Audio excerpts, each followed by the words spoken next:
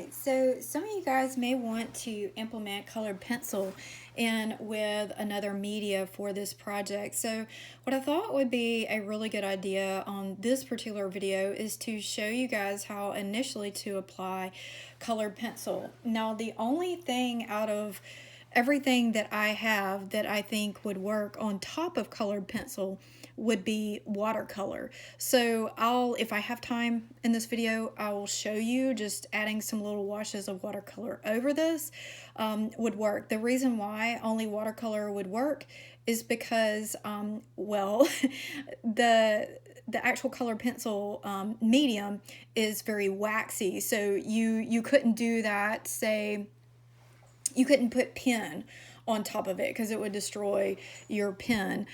Pencil, like regular graphite pencil, I don't think it would show up all that well. So I know that you can put color pencil, obviously, and it works really well on top of watercolor wash. So I can show you that also in another video. But for now, I will go ahead and get started on this. What's really important is that you sharpen your pencil really well before you get started.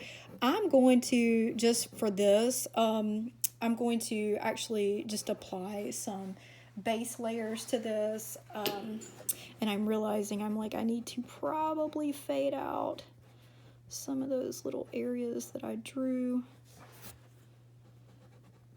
Whenever you do value on your actual object, you know, it may help you to very lightly draw where your value should change, just to remind you of what you need to do. So that's a great little tip, obviously, but some of this you're going to be able to see these lines through it, so I'm trying to prevent that here.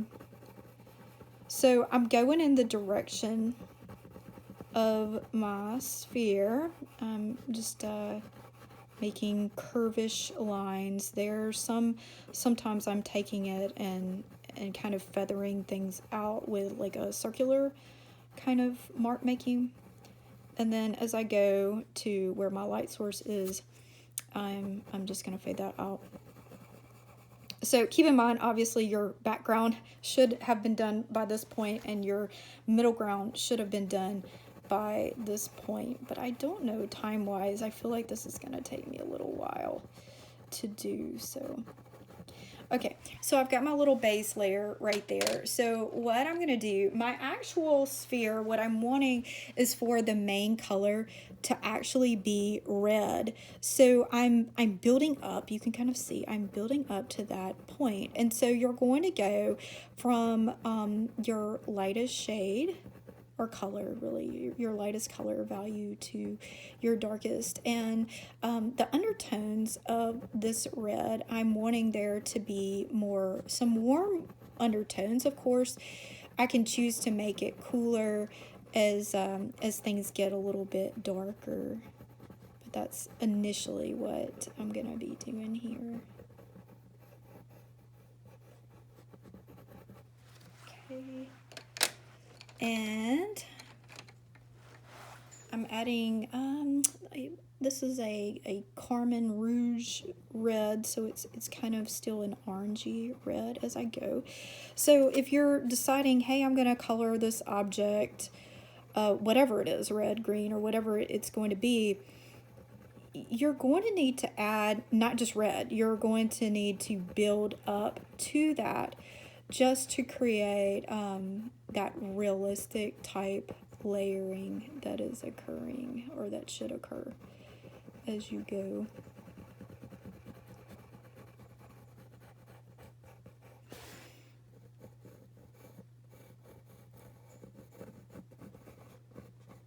And as you can see, I'm still leaving the white of the paper showing.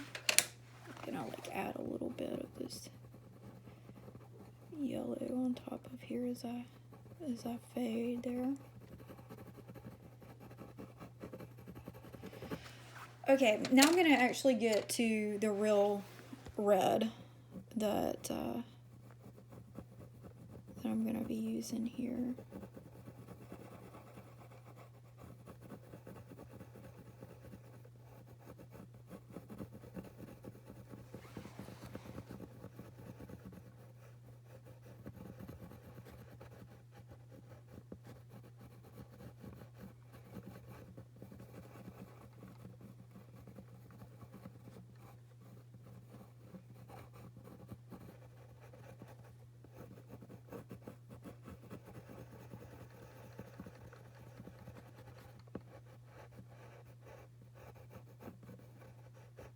what may happen with your original drawing, you can kind of see this, especially if you draw in a mechanical pencil, you may end up having these little ridges as you color, and it can get kind of annoying to try to cover up.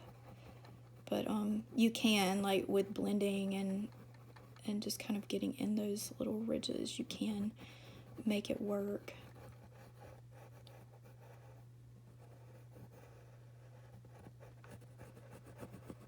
So the good thing with these Prismas, if you're using Prisma, you can layer this quite a lot and get really good results that way. So what I'm going to do now, let's see here, I'm going to start adding this kind of a plum color here to the edge, which it will cool it off just a little bit. And then what I will do is I'm going to start to actually add some blues in just a little bit. But you've got to think, you know, to yourself, do you, like, what do you want? Do you want your red to be warmer? Do you want it to be cooler? I mean, what's the overall?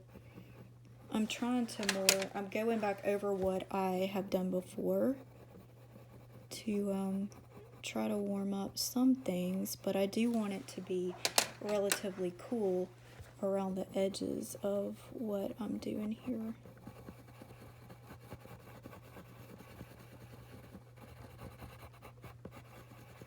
So you can, it's harder, but you can actually add like lighter colors on top of darker colors with the colored pencil, just because of the waxiness of the medium. It tends to want to take it, when other media that are really watery and transparent, like watercolor, would not necessarily be so forgiving. So I'm actually pressing down pretty hard as I'm going here.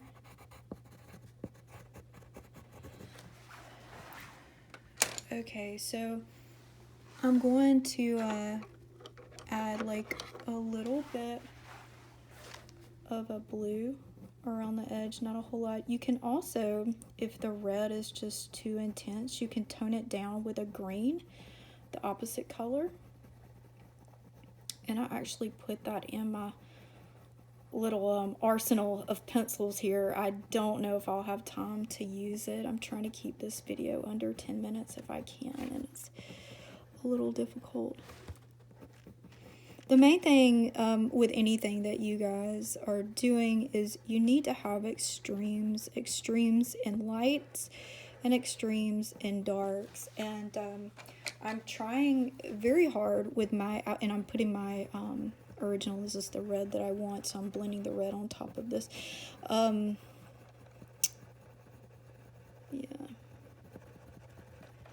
So yeah, making things layered, intense as you go is what's really going to bring this thing to life a bit. So yeah, you can, more than any other material that we have on hand with us that you have at your house, colored pencils is the best, you know, to layer things fairly quickly as you go. So one of the things that that you can do, and if you look at my actual drawing that I ended up doing in mainly colored pencil that I'm going to post on Schoology, the porcupine one, what I ended up doing with that in particular is the very top layer, and this is how you get colored pencils to almost look like an oil painting. You go over that top layer of color, like as you feel like you're satisfied with what you're doing, you go over it in white. And I will say with the red, you've got to be really careful for it not to end up looking pink unless you're wanting it to look pink. But in the very, very light areas, you can see that one of the things that the white will do is it will blend, as well as it will brighten what you have.